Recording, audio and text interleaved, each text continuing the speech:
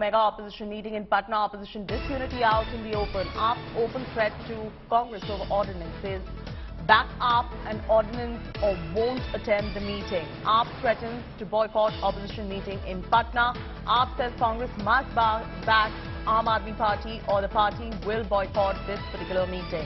Bihar Congress says ordinance issue not a priority. Latest coming in before the mega opposition meeting that we have in Patna tomorrow. The opposition disunity is out there in the open. The Aam Aadmi Party has put out an open threat to Congress over the ordinance, says either back the Aam Aadmi Party on the ordinance or we will not be attending this meeting. The Aam Aadmi Party has threatened to boycott the opposition meeting in Patna. Preeti Chaudhary joins us for the latest. Preeti, we're seeing cracks in the opposition right now ahead of the mega opposition meeting in Patna. What does this really mean, and how do you view the opposition even come together if they are in disagreement over so many small issues time and again? You know, Steffi, if you look at it, this is pressure tactics at play right before the big opposition meet tomorrow in Patna. You know, one thing is clear, it's not that the Aam Aadmi Party will not attend the meet. They will attend the meet. But what we are given to understand by top sources of the Aam Aadmi Party, if the Congress is not on the same page when it comes down to the issue of ordinance in Rajya Sabha, which is support to the Aam Aadmi Party, then the Aam Aadmi Party will stage a walkout. So it's not that they are not attending the meeting. Arvind Kejriwal, along with Sanjay Singh, of course Bhagwant Mann, because he's the Chief Minister of Punjab, Raghav Chadha, even Sandeep Singh or Sandeep Pathak, they are all already any moment taking off for Patna. So they are going to be in Patna. They will attend the meeting. But yes, one thing that has been made very clear, that the Aam Aadmi Party... Apologies about the interruption, Preeti. We are getting a reaction coming in from the Congress. Listen in.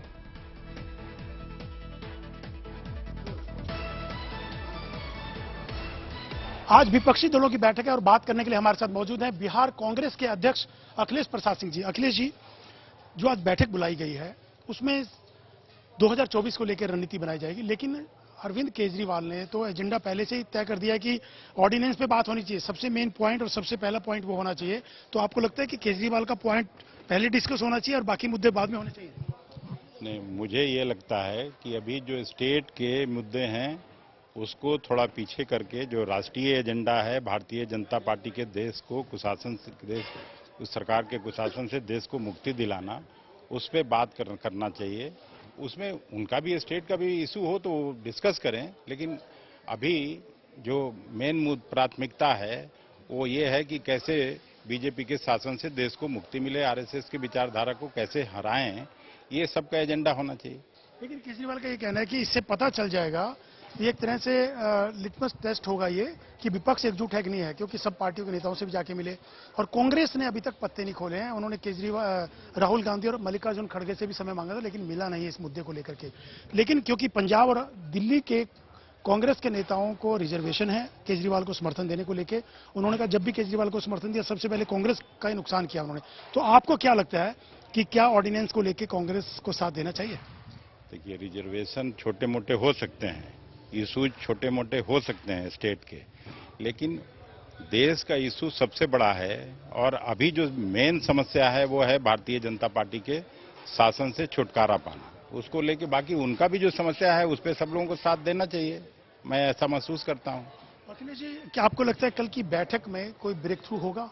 क्या चीजें आगे बढ़ेंगी या सिर्फ मायावती ने कहा कि हाथ मिला लेंगे और आगे बढ़ेगा नहीं, मुंह में राम बगल में छुरी, लेकिन इस ढंग से क्या ये एकजुट हो पाएंगे? क्योंकि अलग अलग बयान हमेशा आते रहते हैं, यूपी में सहमति नहीं बन पा रही है। अखिलेश यादव ने अभी मैंने 2-4 दिन पहले उनसे बात की थी, तो इंटरव्यू में उन्होंने कहा था कि वो न्योता देते हैं, सब लोग आए जो बीजेपी को हराना चाहते हैं, खुले मन से आए, हम सम्मान करेंगे।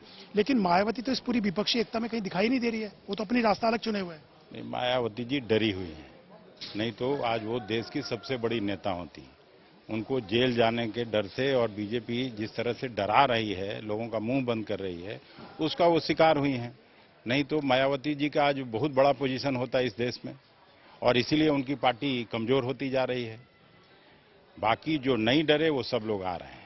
और कुछ लोग और जुड़ेंगे। 23 तारीख के बाद आप देखिएगा अगली जो बैठक होगी अपोजिशन का, उसमें और 1-2 स्टेट के बड़े लोग भी जुड़ेंगे। एक आखिरी सवाल मैं आपसे पूछता हूँ, क्या जैसे सोनिया गांधी यूपीए चेयरपर्सन थी, क्या नीतीश कुमार को, क्योंकि उन्होंने एक पहल की है इस बैठक को लेकर के, वो लोगों से जाके मिले भी थे, तो क्या नीतीश कुमार को कोई ऐसा कोई फ्रंट यूपीए हो या कोई नया फ्रंट बना करके उनका चेयरमैन उनकी लीडरशिप में आगे बढ़ना चाहिए?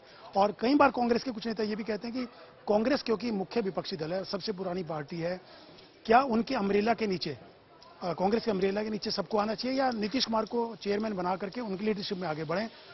आपके पहले क्वेश्चन के तो नीतीश कुमार जी तो खुद ही कहते हैं कि कांग्रेस को ही सबसे बड़ा लाभ होने वाला है, और नीतीश कुमार जी ये प्रयास कर रहे हैं, उसके लिए हम लोग सभी उनको साधुवाद देते हैं, धन्यवाद देते हैं। और वो खुद पहले भी मुख्यमंत्री थे, बीजेपी को छोड़ के वो आए हैं, उनका सम्मान है पूरे देश में, देश के नेताओं में। तो ये सब छोटी छोटी बातें हैं। ये जो बात आप पूछ रहे हैं उसका निश्चित उत्तर मैं देने की स्थिति में नहीं हूं, लेकिन कहते हैं कांग्रेस के अम्ब्रेला के नीचे आना चाहिए, और कर्नाटक जीत के बाद तो कांग्रेस का दावा 2024 को लेकर और ज्यादा मजबूत हुआ। नहीं, कांग्रेस चूंकि राष्ट्रीय पार्टी है, सब जगह तो सबका प्रेजेंस है नहीं। जो रीजनल पार्टी है वो एक एक स्टेट तक सीमित है। कांग्रेस का प्रेजेंस पूरे देश में है, इस पैन इंडिया है, तो इस वजह से ये बात होती है। बाकी ये सब छोटी मोटी समस्या है, कोई बड़ी बात नहीं है। कुछ भी जरूरी नहीं कि कांग्रेस के अम्ब्रेला के नीचे सब आए, जो भी कंसेंसस बनेगा, जो भी लीडर चुना जाएगा उसके साथ आप लोग खड़े हो। बिल्कुल, उसमें कोई ये है नहीं।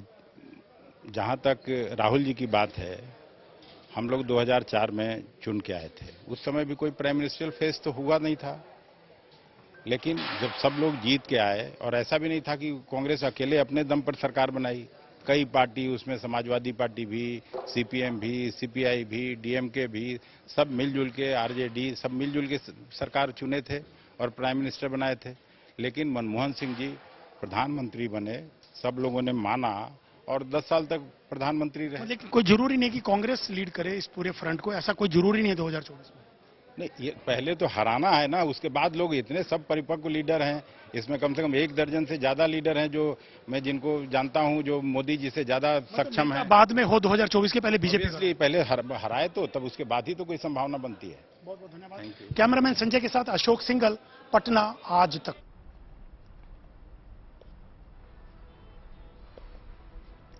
All right, cutting straight across to Mamata Banerjee, who's speaking live at the moment. Listen into what Mamata Banerjee has to say. And we love them like anything. They are in trouble. The students cannot move on the road. The common people cannot go on the road. Even minister's house is burned here in presence of central forces, and the roads are vacant. Totally, it is a bloodshed is going on. It is totally failure to control the situation. I will appeal again the central government to maintain peace. They have called the meeting, so I am sending Derek O'Brien that meeting. लगातार कई दिनों से मणिपुर चल रहा है, लेकिन फिलहाल प्रधानमंत्री यूएस के दौरे पर है। तो अभी तक हमने नहीं देखा कि एक बार भी प्रधानमंत्री मणिपुर गए हो और जो सिचुएशन है उसको असेस किया हो।